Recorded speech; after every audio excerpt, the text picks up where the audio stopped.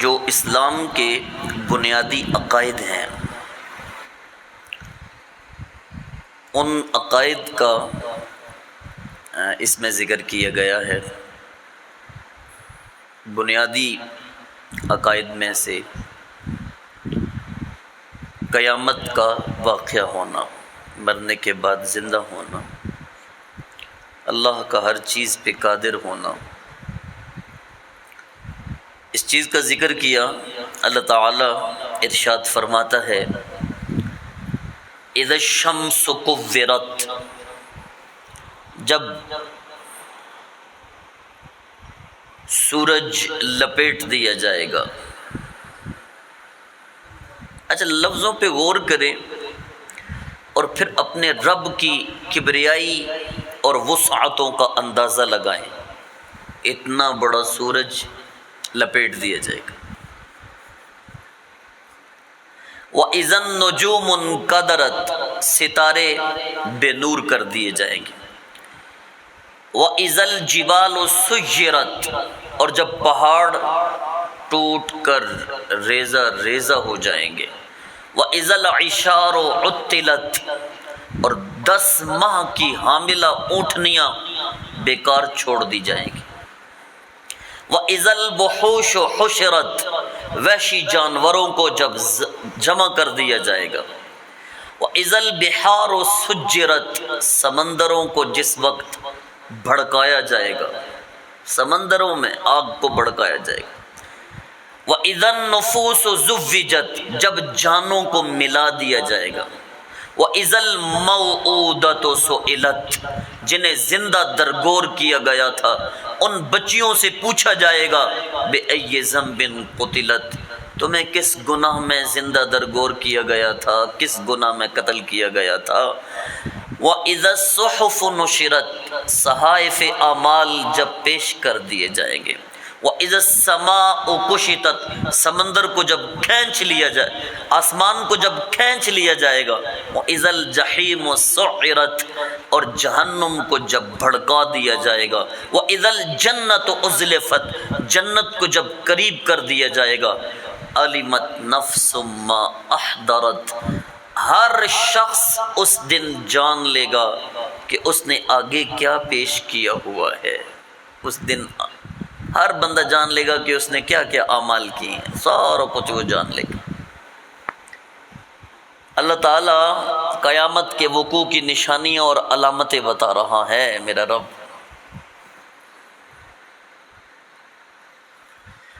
آسمان کو کھینچ لیا جائے گا، جس طرح ذبیحہ کی کھال کھینچ لی جاتی ہے، اس کو الگ کر دیا جاتا ہے۔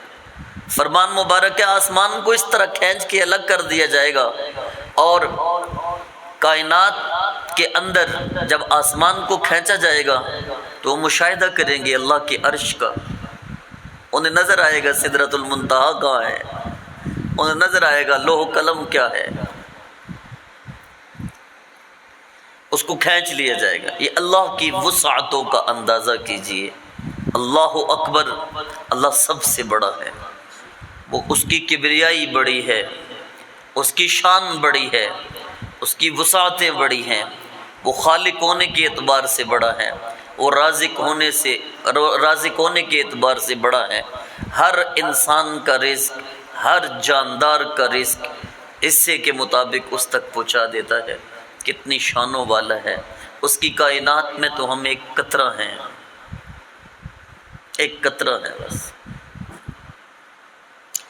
پیر سید نصیر الدین نصیر شاہ صاحب رحمۃ اللہ تعالی علیہ، اللہ ان کی قبر پہ اپنی رحمتیں نازل فرمائے، آپ ایک شعر پڑھا کرتے تھے، مجھے یاد ہے میں نے یہ لائیو شعر سنا تھا ہمارے چکوال میں جب تشریف لائے تھے، تو ایک ٹی وی کا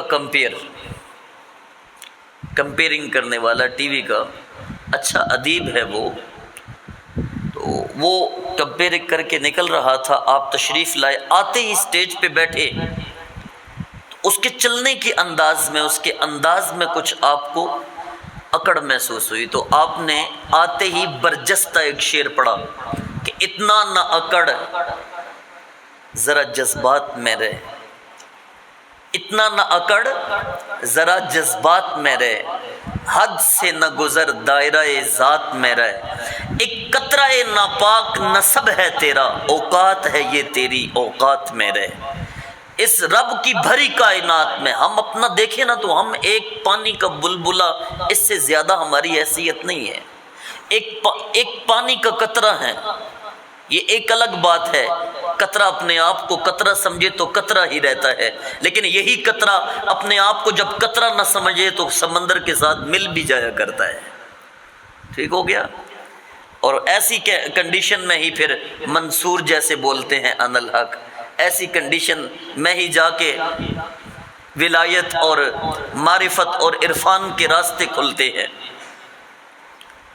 اللہ تعالیٰ کفار مکہ سے فرما رہا ہے وَإِذَا الْعِشَارُ عُطِّلَتْ، محبوب انہیں بتا دیجئے، جو عرب میں رہ کے آئے ہیں نا وہ جانتے ہوں گے، اونٹنیاں جس وقت گبن ہو جائیں نا تو اہل عرب انہیں بڑا پسند کرتے ہیں کہ یہ اب بچہ دے گی، ٹھیک ہے، تو بڑا پسند کرتے ہیں، ان کا خیال کرتے ہیں، ان کے کھانے کا خیال کرتے ہیں۔ اللہ فرماتا ہے محبوب ان سے کہہ دیجئے ایک وقت آنے والا ہے 10 ماہ کی حاملہ اونٹنیاں، 10 ماہ کی حاملہ اونٹنیاں بیکار چھوڑ دی جائیں گی، کوئی ان کی پرواہ ہی نہیں کرے گا۔ جب انہیں اپنی پڑی ہوگی وہ کسی کی کیا پرواہ کریں گے۔ وَإِذَا الْوُحُوشُ حُشِرَتْ، وحشی جانوروں کو جب جمع کیا جائے گا۔ فرمان مبارک ہے میرے آقا کریم صلی اللہ علیہ وسلم نے ارشاد فرمایا اللہ سارے جانوروں کو جمع کرے گا اور ان کے درمیان بھی عدل قائم ہوگا۔ سینگوں والا جو جانور ہے اگر وہ کسی بغیر سینگوں والے جانور سے لڑا ہوگا تو اس سے بھی قصاص لیا جائے گا۔ فرمان مبارک ہے کہ مکھی کا بھی قصاص لیا جائے گا، اس نے اگر کسی مکھی سے زیادتی کی ہوگی۔ اللہ فرما رہا ہے جب ہم جانوروں کے درمیان عدل کریں گے تو تم انسانوں سوچو تمہارا کیا ہوگا۔ او میدان عدل ہونے والا ہے، وقت انصاف آنے والا ہے۔ اب تو دنیا میں بھی اللہ تعالیٰ جھلک دکھا دیتا ہے انصاف کی۔ ظالم ظلم کرنے کے بعد بچ جائے، میرے بابا جی کہا کرتے تھے میں نے قرآن کی کوئی ایسی آیت پڑھی نہیں ہے کہ کوئی ظالم ہو ظلم کرے اور بچ جائے، یہ نہیں ہو سکتا۔ اور نہ ہی قرآن کی کوئی یہ آیت پڑھی ہے کہ جو دین کے ساتھ وفا کرے اور دین اس کا قرض نہ چکائے، یہ بھی نہیں کوئی آیت پڑھی۔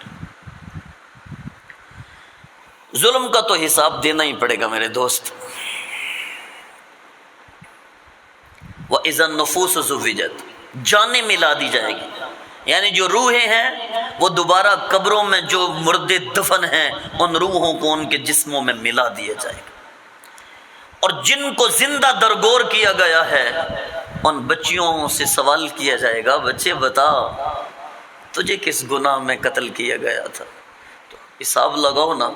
اس وقت جب وہ زندہ درگور کرنے والے کے گریبان کو پکڑے گی تو اس کا کیا حال ہوگا۔ یہ تو قیامت ابھی ہم چند دن پہلے میاں والی کی سر زمین پہ دیکھ چکے ہیں کہ ایک سفاک باپ نے جب اپنی بچی کو اتنی گولیاں مار کے قتل کر دی،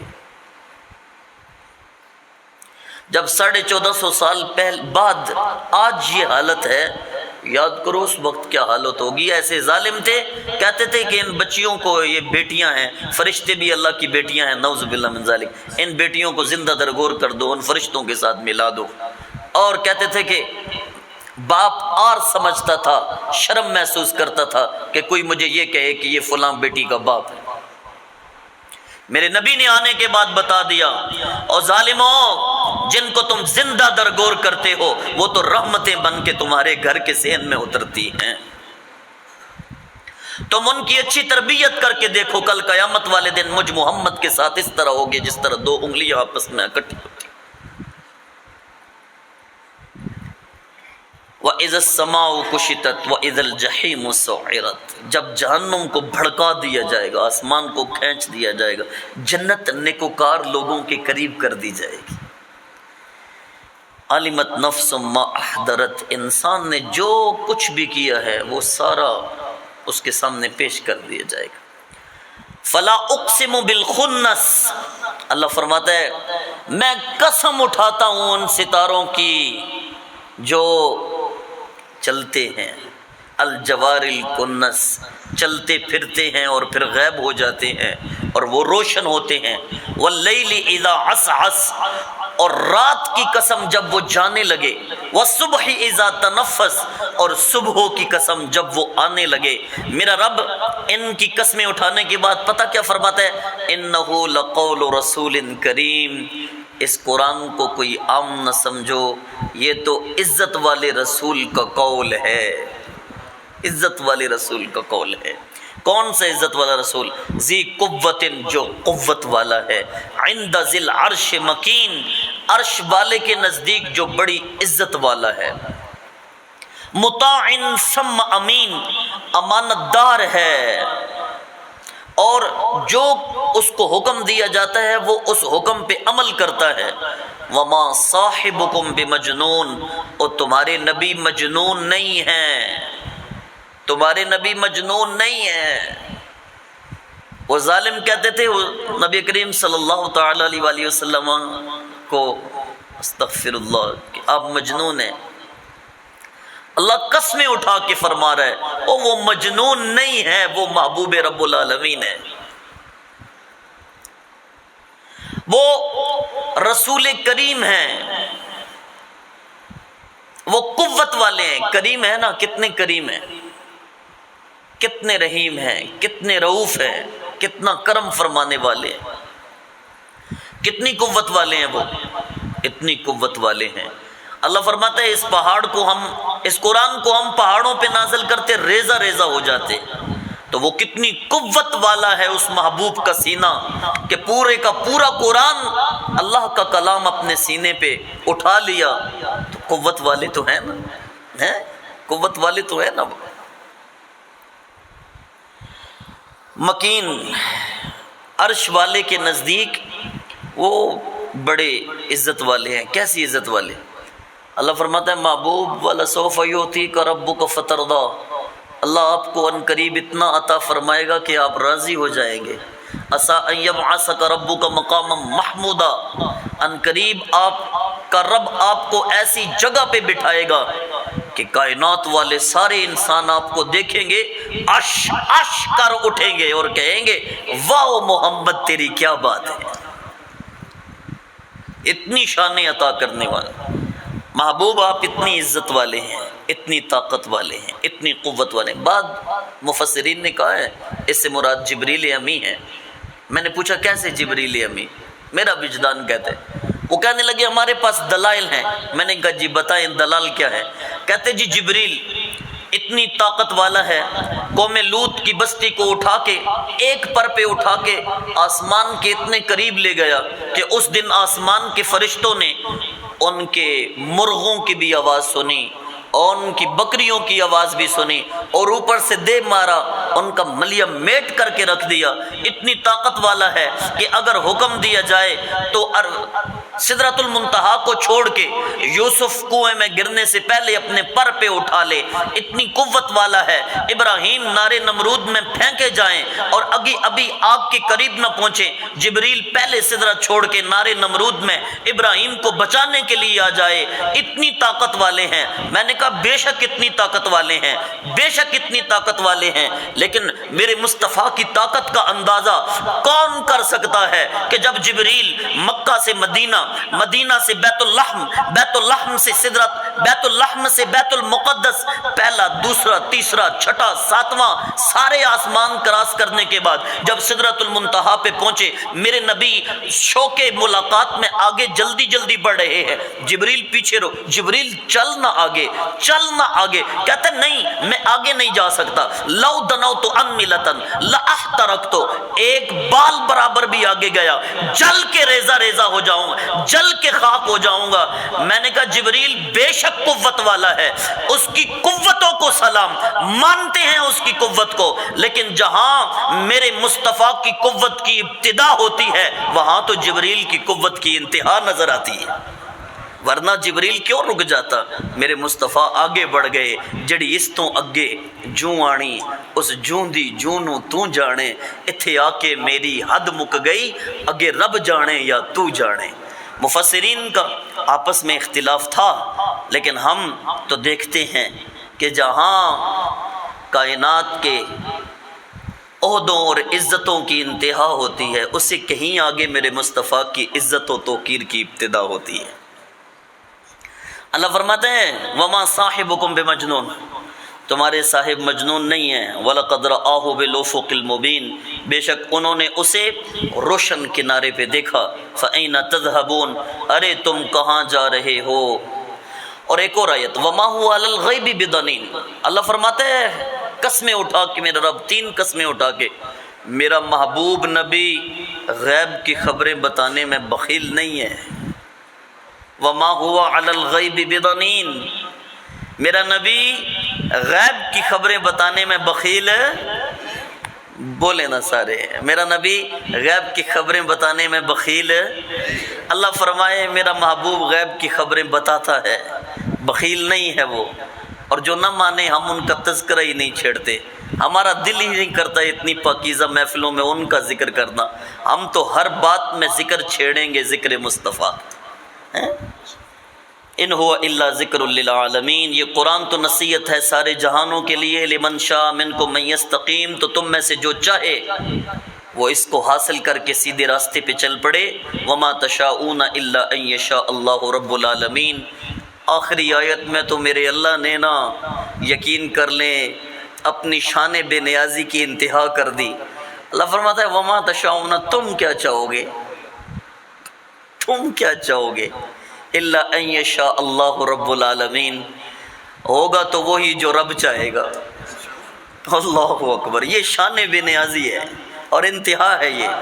اللہ فرماتا ہے یہ قرآن نصیحت ہے اس کے لیے جو چاہتا ہے کہ وہ سیدھے راستے پہ چلے، ساتھ ہی شان بے نیازی وما تشاءون الا ان یشاء اللہ رب العالمین، تم کیا چاہو گے، ہوگا تو وہی جو رب العالمین چاہے گا، اور وہ جس کے لیے چاہت کا راستہ، ہدایت کا راستہ، صراط مستقیم کا راستہ چاہتا ہے اس کے لیے آسان فرما دیتا ہے۔ دعا کیجیے اللہ نیکی کی توفیق عطا فرمائے رکھے، دعا کیجیے اللہ کی چاہت ہمارے لیے ہو جائے، اللہ کبھی نظر محبت کی ایک نظر ہماری طرف فرما دے، اللہ عمل کی توفیق عطا فرمائے۔ وما علیہ الا البلاغ۔